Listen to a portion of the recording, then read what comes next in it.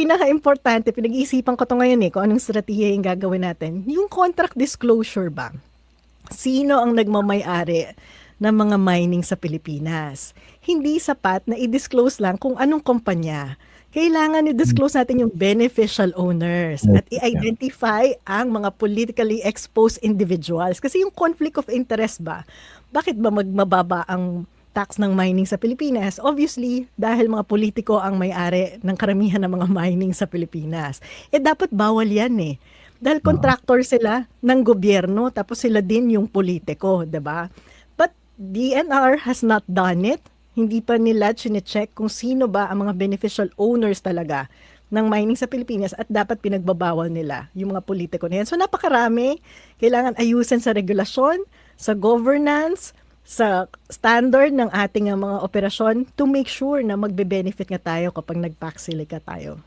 And Sorry, Ian, maganda. napaka-passionate ko sa issue na to kasi 2 dekada ko na itong pinaglalaban Kaya nga kita in-invite Go lang, hindi kita pinipigilan.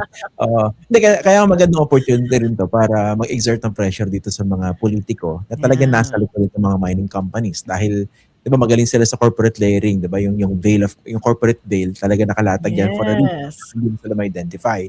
And by putting pressure on them, siguro mas magkakaroon ng pagkakataon to expose them. Okay, kung yung mismong mining itself, no, kailangan mo ng maraming tubig. Okay, puntahan natin mismo yung mga data centers sa itatayo doon sa 1,600 hectare dyan sa New Clark City. At least that's the plan, no? Isa sa mga pangamba Mm. rito, yung kuryente, di ba? Yes. Saan ba kukuha yan ng kuryente supply? Doon ba sa Luzon Grid? At kung doon siya kumuha, naturally may epekto yan doon sa mga ordinary consumers, hindi ba? And then number 2, yung tubig. Do you think these Yeah. things are being properly discussed, no? Bago tayo tumalon dito sa initiative na ito? Yun na nga, dapat hindi tayo pirma ng pirma. Kapag nagpirmahan tayo ng framework, dapat nailatag natin yan, ang isang kondisyon. Kung magtatayo tayo ng mga AI data center sa Pilipinas, dapat completely renewable energy ang source ng energy nila, diba? At kailangan independently produce ng mga sistema nila. Kasi kung ididikit mo yan sa Luzon Grid, ay good luck na lang sa ating lahat in terms of energy supply. Itong water supply, napakalaki ng impact niyan kasi sa Central Luzon ilolocate. Ang Central Luzon, ang rice granary natin at lahat na yan nagpo-produce mula Pampanga, Nueva Ecija, Bataan, Bulacan, rice producer. Good luck sa water supply. Nakakatuwa, no? Kasi binanggit ng BCDA, magpapagawa daw tayo ng water catchment para yung rainfall ay kukolektahin natin para sa water supply ng mga AI na to. Napakadali sigurong i-compute kasi kung iisipin mo, kung isang halimbawa ng AI data center, kailangan ng 2 million liters of water a day. Kaya nilang i-estimate yan simple model. Magkano yung volume of water natin na nakukuha sa ulan. So kung ganito yung volume of water natin sa ulan at kailangan ng isang data center ng 2 million of water a day, gaano kalaking mga water collection facility ang itatayo mo to be able to supply the water nang hindi nanggagaling sa mga natin, 'di ba? Sa ilalim ng lupa kung hindi talagang sa ulan lang. At paano kung may tagtuyot na panahon? Saan natin Oo. kukunin yung tubig na 'yan, 'di ba? But then, alam mo, globally sa mga cities, municipalities in other countries na nag-host ng AI data centers, nag-upgrade na sila ng standard.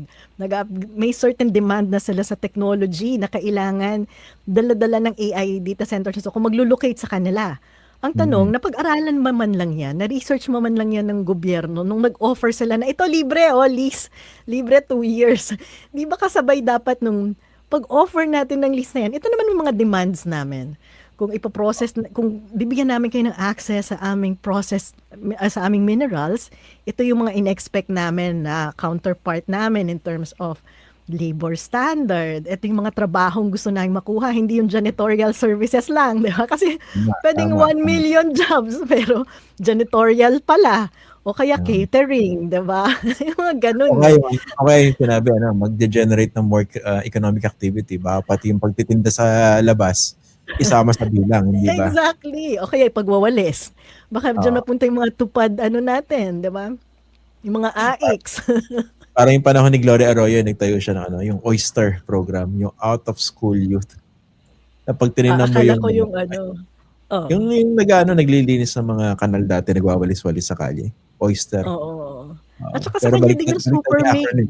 'di ba? Sa kanya yung Sa kanya rin ba SuperMate yun? program, yung Yun nga, ine-export yung ating mga ang daling magbilang kasi ng numbers, "Oh, 1,000,000 na trabaho." Anong klase bang trabaho 'yan? And this is where dito papasok yung role ng gobyerno, eh. Kasi kung gusto mo 'tong ma-maximize kasama sa bargaining na dapat kasama kami dun sa mga high-tech na trabaho na magkaka-access diyan, ano ba ang correct. ratio niyan? Kasi baka mamaya magpo-processing tayo, o sige kayong mga Pilipino yung drivers pero lahat ng engineers at technicians sa amin. Hmm, Yeah, I saw that in Indonesia, eh. Nung nagka-downstream sila, ang mga investors nila dun puro Chinese, Tapos pagpunta namin sa facilities, 'pag nakita mo yung lahat ng mga engineers high level puro Chinese.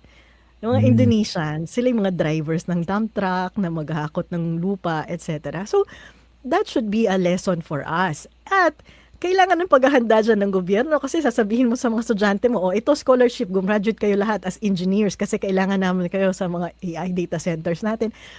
At saka yung domestic industry natin, kailangan yung maging high level para magbe-benefit din kayo dito, Kasi nga hindi naman puwedeng janitorial at saka security service lang yung makukuha natin dun, 'di tama, ba? oo. Tama, Hindi yan dapat properly industrial equipped. policy. Tama, tama. Dapat properly equipped din in terms of our graduates, no? To be able to be absorbed by Yes, this. Meron tayong enough supply of, let's say, such experts or engineers to 'di be ba? absorbed.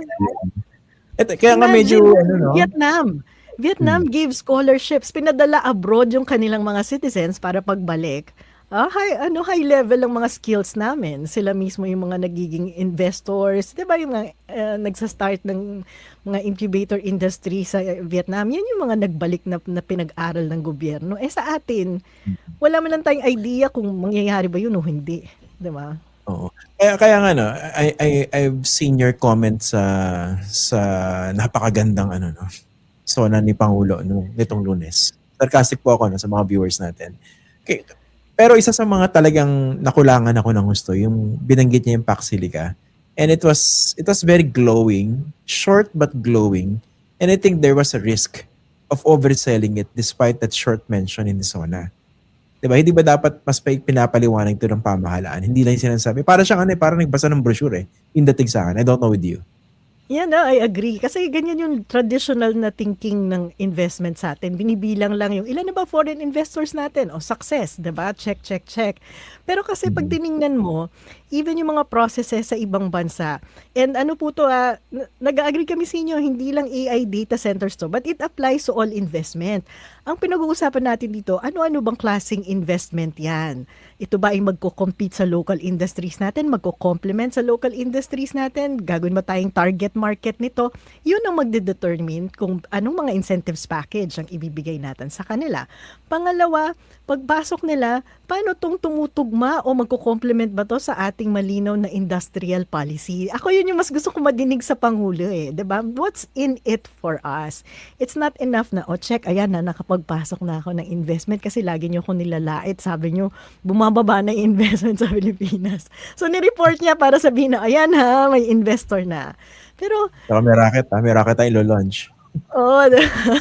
I mean, iniwan na tayo ng lahat ng kapitbahay natin kasi ganun na nga yung thinking, futures thinking, paano to nga apply sa domestic sector.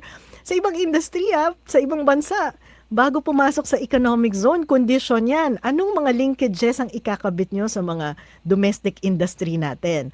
Pag ako nag-iikot, kinakausap ko yung mga local industries natin, lalo na yung malapit sa economic zone, tinatanong ko sila, ilan sa inyo ang may link doon sa mga industry sa economic zone?